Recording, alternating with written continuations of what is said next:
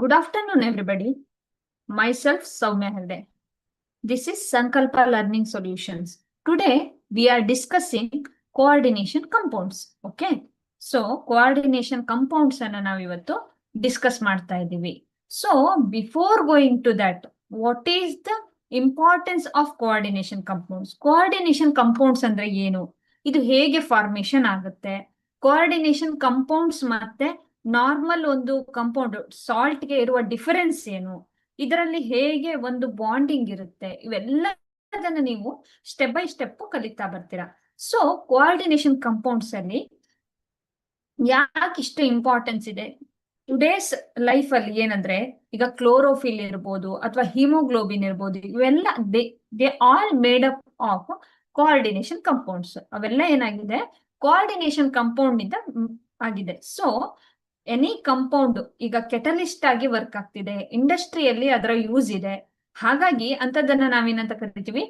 ಹೆಚ್ಚು ಇಂಪಾರ್ಟೆನ್ಸ್ ಇರುವಂತಹ ಕಂಪೌಂಡ್ಸ್ ಗಳು. ಅಂದ್ರೆ ಇಲ್ಲಿ ವೇಕೆಂಟ್ ಡಿ ಆರ್ಬಿಟಲ್ ಇದಾವೆ. ಹಾಗಾಗಿ ಬೇರೆ ಒಂದು ಎಲಿಮೆಂಟ್ ಏನಿದೆಯಲ್ಲ, ಈಗ ಒಂದು ನಾವು ಪಿರಿಯಾಡಿಕ್ ಟೇಬಲ್ ಅನ್ನ ಕನ್ಸಿಡರ್ ಮಾಡಿದ್ರೆ ಬೇರೆ ಎಲಿಮೆಂಟ್ಗಳು ಈಸಿಯಾಗಿ ಬಾಂಡ್ ಫಾರ್ಮೇಶನ್ ಮಾಡುತ್ತೆ. ಸೊ ಈಸಿಯಾಗಿ ಬಾಂಡ್ ಫಾರ್ಮೇಶನ್ ಮಾಡಿಕೊಂಡು ಒಂದು ಸ್ಟೇಬಲ್ ಕಂಪೌಂಡ್ಸ್ ಅನ್ನ ಕೊಡೋದಕ್ಕೆ ಕೋಆರ್ಡಿನೇಷನ್ ಕಂಪೌಂಡ್ಸ್ ಗೆ ಅಷ್ಟು ಇಂಪಾರ್ಟೆನ್ಸ್ ಇದೆ. ಓಕೆ. ಸೊ ಒಂದೊಂದಾಗಿ ನಾವಿವತ್ತು ಕೋಆರ್ಡಿನೇಷನ್ ಕಂಪೌಂಡ್ಸ್ ಅನ್ನ ಡಿಸ್ಕಸ್ ಮಾಡ್ಕೊಂಡು ಹೋಗೋಣ.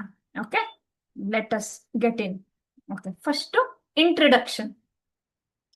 So coordination compounds are extremely important. It is important to recognize that life would not have been possible without the present.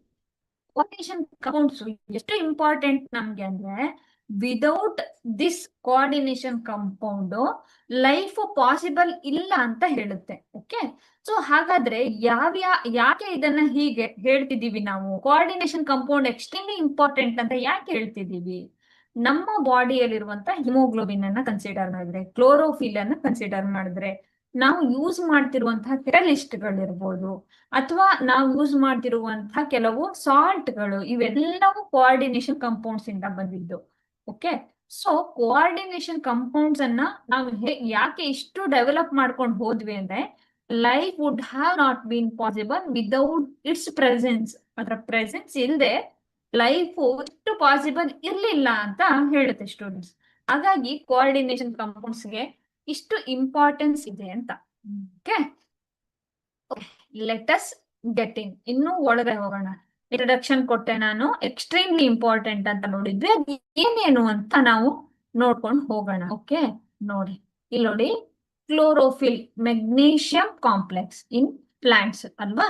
So chlorophyll ಅನ್ನೋದನ್ನ ನೋಡ್ತೀವಿ ನಾವು. ಕ್ಲೋರೋಫಿಲ್ ಅಂದ್ರೆ ಏನ್ ಹೇಳಿ? ಈಗ ಸಸ್ಯದಲ್ಲಿ, ಪ್ಲಾಂಟ್ ಅಲ್ಲಿ ಅದರ ಫುಡ್ ಅನ್ನ ಮಾಡಕ್ಕೆ ನಮ್ಗೆ ಏನ್ ಬೇಕು? ಕ್ಲೋರೋಫಿಲ್. SLC ಓದಿರ್ತೀರ, ಪತ್ರ ಹರಿತ್ತು ಕ್ಲೋರೋಫಿಲ್ ಅಂತ. ಇದು ಯಾವ್ದ್ರಿಂದ ಆಗಿದೆ ಸ್ಟೂಡೆಂಟ್ಸ್? ಇದು ಮೆಗ್ನೀಷಿಯಂ ಕಾಂಪ್ಲೆಕ್ಸ್ ಇನ್ ಅ ಪ್ಲಾಂಟ್. ಮೆಗ್ನೀಷಿಯಂ ಕಾಂಪ್ಲೆಕ್ಸ್ ಆಗಿರುತ್ತೆ. ಓಕೆನಾ? ಸೊ ಈ ಮೆಗ್ನೀಷಿಯಂ ಕಾಂಪ್ಲೆಕ್ಸ್ ಇಂದ ಪ್ಲಾಂಟ್ ಗಳು ಅವರ ಫುಡ್ ಅನ್ನ ಅವೇ ಪ್ರಿಪೇರ್ ಮಾಡ್ಕೊಳ್ಳುತ್ತೆ. ಈ ಕಾಂಪ್ಲೆಕ್ಸ್ ಏನಿದೆಯಲ್ಲ, ಈ magnesium complex, this is made up of chlorophyll. Chlorophyll ಇಂದ ಮಾಡಲ್ಪಟ್ಟಿದೆ. ಇನ್ನು ನಾವು ಸಸ್ಯಗಳನ್ನ, ಓಕೆ, ಪ್ಲಾಂಟ್ಸ್ ಅನ್ನ ಬಿಟ್ಟು ಇನ್ನೊಂದನ್ನ ನೋಡೋಣ. ಹಿಮೋಗ್ಲೋಬಿನ್ ನಮ್ಗೆಲ್ಲರಿಗೂ ಗೊತ್ತಿದೆ ಅಲ್ವಾ? ನಾವು ಯೂಶುವಲಿ ನಾವು ಈಗ ಹಾಸ್ಪಿಟಲ್ ಅಲ್ಲಿ ಹೋದಾಗ ಫಸ್ಟ್ ನೋಡೋದು ಐರನ್ ಡೆಫಿಷಿಯನ್ಸಿ ಇದೆಯಾ, ಐರನ್ ಕರೆಕ್ಟ್ ಆಗಿದ್ಯಾ, ಹಿಮೋಗ್ಲೋಬಿನ್ ಕರೆಕ್ಟ್ ಆಗಿದ್ಯಾ. ಎಲ್ಲಿದೆ ಹಾಗಾದ್ರೆ ಹಿಮೋಗ್ಲೋಬಿನ್? ನೋಡಿ ಇಲ್ಲಿ ನಿಮ್ಗೆ ಪಿಕ್ಚರ್ ಅಲ್ಲಿ ಕಾಣಿಸ್ತಿದೆ. ನಾನೊಂದು ಪಿಕ್ಚರ್ ಅನ್ನು ಕೊಟ್ಟಿದ್ದೀನಿ ಇಲ್ಲಿ.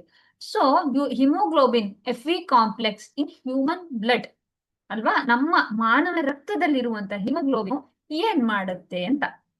That acts as oxygen carrier. Okay, it acts as oxygen carrier. Oxygen ಅನ್ನ ಕ್ಯಾರಿ ಮಾಡುತ್ತೆ. ಆಕ್ಸಿಜನ್ ಅನ್ನ ಎಲ್ಲಿ ಕ್ಯಾರಿ ಮಾಡುತ್ತೆ? ಯಾಕೆ ಕ್ಯಾರಿ ಮಾಡುತ್ತೆ? ಆಕ್ಸಿಜನ್ ಅನ್ನ ಕ್ಯಾರಿ ಮಾಡುತ್ತೆ ಅಂದ್ರೆ ಬಾಡಿಯ ಒಂದು ಪಾರ್ಟ್ ಇಂದ ಇನ್ನೊಂದು ಪಾರ್ಟಿಗೆ ಆಕ್ಸಿಜನ್ ಅನ್ನ ಕ್ಯಾರಿ ಮಾಡುತ್ತೆ. ಅಂದ್ರೆ ಲಂಗ್ಸ್ ಇಂದ ಆಕ್ಸಿಜನ್ ಅನ್ನ ಹೋಲ್ ಬಾಡಿಗೆ ಏನ್ ಮಾಡುತ್ತೆ? ಕ್ಯಾರಿ ಮಾಡುತ್ತೆ. ಇದು ಹಿಮೋಗ್ಲೋಬಿನ್. ಓಕೆ. ಸೊ ಈ ಹಿಮೋಗ್ಲೋಬಿನ್ ಯಾವ್ದ್ರಿಂದ ಆಗಿದೆ ಅಂತ ಹೇಳ್ತಿದೀವಿ ನಾವು? ಹಿಮೋಗ್ಲೋಬಿನ್ ಯಾವ್ದ್ರಿಂದ ಆಗಿದೆ ಅಂದ್ರೆ ಐರನ್ ಕಾಂಪ್ಲೆಕ್ಸ್. ಈ ಐರನ್ ಕಾಂಪ್ಲೆಕ್ಸ್ ಯಾವುದು?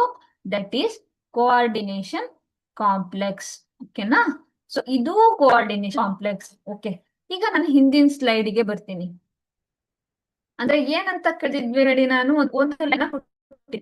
It is important to recognise. ಏನು ಇಂಪಾರ್ಟೆನ್ಸ್ ಇದಕ್ಕೆ? That life would not have been possible.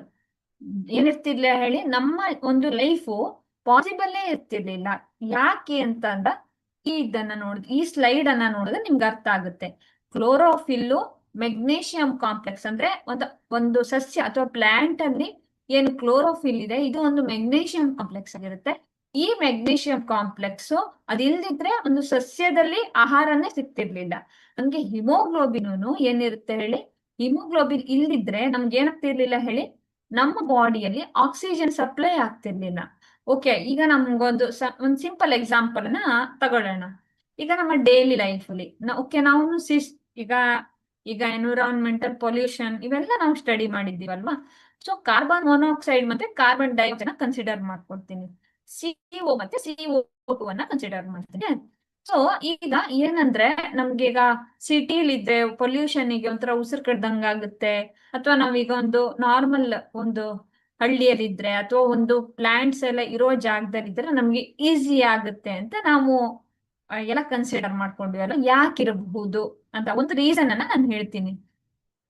ಈ ಐರನ್ ಏನಿದೆಯಲ್ಲ, ಈ iron affinity towards carbon monoxide, ಇವ್ರ ಜೊತೆಗೆ ಏನ್ ಮಾಡುತ್ತೆ, ಆಕ್ಸಿಜನ್ ಮತ್ತೆ ಕಾರ್ಬನ್ ಮೊನಾಕ್ಸೈಡ್ ಇಬ್ರು ಇದ್ದಾರೆ ಅಂತ ಅನ್ಕೊಳ್ಳಿ. ಅವಾಗ ಐರನ್ ಏನ್ ಮಾಡುತ್ತೆ, CO ಜೊತೆ ಬಾಂಡ್ ಆಗ್ಬಿಡುತ್ತೆ. ಕಾರ್ಬನ್ ಮೊನಾಕ್ಸೈಡ್ ಜೊತೆಗೆ ಬಾಂಡಿಂಗ್ ಅಫಿನಿಟಿ ಜಾಸ್ತಿ ಇದೆ. ಯಾವ್ದಕ್ಕೆ? ಐರನ್ಗೆ. ಸೊ ಇದೇನ್ ಮಾಡುತ್ತೆ, ಆಕ್ಸಿಜನ್ ಇಡೀ ಬಾಡಿಗೆ ಸಪ್ಲೈ ಏನಾಗ್ತಿತ್ತಲ್ಲ ನನ್ಗೆ, ಅದನ್ನ ಕಡಿಮೆ ಮಾಡ್ತಾ ರೆಡ್ಯೂಸ್ ಮಾಡ್ತಾ ಬರುತ್ತೆ. ಅಂದ್ರೆ ಈಗ ನನಗೆ ಒಂದ್ ಕಡೆ ಕಾರ್ಬನ್ ಮೊನಾಕ್ಸೈಡ್, ಇನ್ ಕಡೆ ಆಕ್ಸಿಜನ್ ಎರಡನ್ನ ಕೊಟ್ರು ಅಂತ ಕನ್ಸಿಡರ್ ಮಾಡಿ.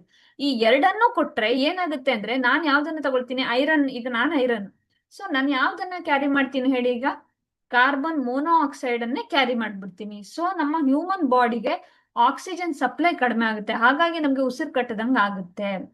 ಓಕೆನಾ? ಸೊ ಹೀಗೆ ಒಂದು coordination compound life without possible ಅಂತ ನಾವು ಕನ್ಸಿಡರ್ ಮಾಡ್ತೀವಿ. ಅರ್ಥ ಆಯ್ತಾ? ನಾನು ಹಿಂದಿನ ಸ್ಲೈಡ್ ಅಲ್ಲಿ ಹೇಳ್ದಂಗೆ ಈ ಕೋಆರ್ಡಿನೇಷನ್ ಕಂಪೌಂಡ್ಸ್ ಇಲ್ದಿದ್ರೆ ನಮ್ಮ life would not have be possible ಅಲ್ವಾ? ಸೊ ನಿಮ್ಗೆ ಇವಾಗ ಅರ್ಥ ಆಯ್ತಲ್ಲ ಸ್ಟೂಡೆಂಟ್? ಸೊ ನೆಕ್ಸ್ಟ್ ಸ್ಲೈಡ್ಗೆ ಹೋಗೋಣ. ಓಕೆ, ಹಾಗಾದ್ರೆ ಕೋಆರ್ಡಿನೇಷನ್ ಕಂಪೌಂಡ್ ಅನ್ನ ನಾವು ಸ್ಟಡಿ ಮಾಡ್ತಿದೀವಲ್ಲ, ಹಾಗೆ ಒಂದೊಂದೇ ಸ್ಟೆಪ್ ಬೈ ಸ್ಟೆಪ್ ನಾವು ಕೋಆರ್ಡಿನೇಷನ್ ಕಂಪೌಂಡ್ಸ್ ಅನ್ನ ಸ್ಟಡಿ ಮಾಡ್ಕೊಂಡು ಬರೋಣ. ಓಕೆನಾ? Next, the study of these compounds will be broaden our understanding of chemical bonding, the physical properties of coordination compounds such as magnetic property. Okay, so the study of ಈ compounds ಅನ್ನ study ಮಾಡಿದಾಗ ಇವುಗಳ chemical bonding, ಇವು bonding ಹೆಂಗಾಗಿದ್ದಾವೆ, metal ಜೊತೆ ಏನು elements ಹೇಗೆ bond ಆಗುತ್ತೆ, ಅದರ ಫಿಸಿಕಲ್ ಪ್ರಾಪರ್ಟಿಗಳು ಹೇಗೆ ಚೇಂಜ್ ಆಗುತ್ತೆ, ಸಚ್ ಆಸ್ ಮ್ಯಾಗ್ನೆಟಿಕ್ ಪ್ರಾಪರ್ಟಿ ಇರ್ಬೋದು, ಫಿಸಿಕಲ್ ಪ್ರಾಪರ್ಟಿ ಇರ್ಬೋದು, ಎಲ್ಲ ಹೇಗೆ ಚೇಂಜ್ ಆಗುತ್ತೆ, ಕೆಮಿಕಲ್ ಪ್ರಾಪರ್ಟೀಸ್, ಅದರ ಒಂದು ಸ್ಟೆಬಿಲಿಟಿ, ಅದರದ್ದು ಬಾಂಡಿಂಗ್ ಅಫಿನಿಟಿ, ಇವೆಲ್ಲದನ್ನ ನಾವು ಸ್ಟಡಿ ಮಾಡ್ತೀವಿ. ಇವೆಲ್ಲ ನಾವು ಇದನ್ನ ಸ್ಟಡಿ ಮಾಡಿದಾಗ, ಕೋಆರ್ಡಿನೇಷನ್ ಕಂಪೌಂಡ್ಸ್ ಅನ್ನ ಸ್ಟಡಿ ಮಾಡಿದಾಗ ನಿಮಗೆ ಏನರ್ಥ ಆಗುತ್ತೆ, understand the study of these compounds be broaden our understanding chemical bonding ಅನ್ನ ನಮ್ಗೆ ಏನ್ ಮಾಡುತ್ತೆ ಹೇಳಿ, ಅದು ಅರ್ಥ ಮಾಡ್ಕೊಳ್ಳೋಕೆ ಸಹಾಯ ಮಾಡುತ್ತೆ. ಹಾಗಾಗಿ ನಾವು ಕೋಆರ್ಡಿನೇಷನ್ ಕಂಪೌಂಡ್ಸ್ ಸ್ಟಡಿ ಮಾಡ್ತೀವಿ. ಓಕೆನಾ? Okay, next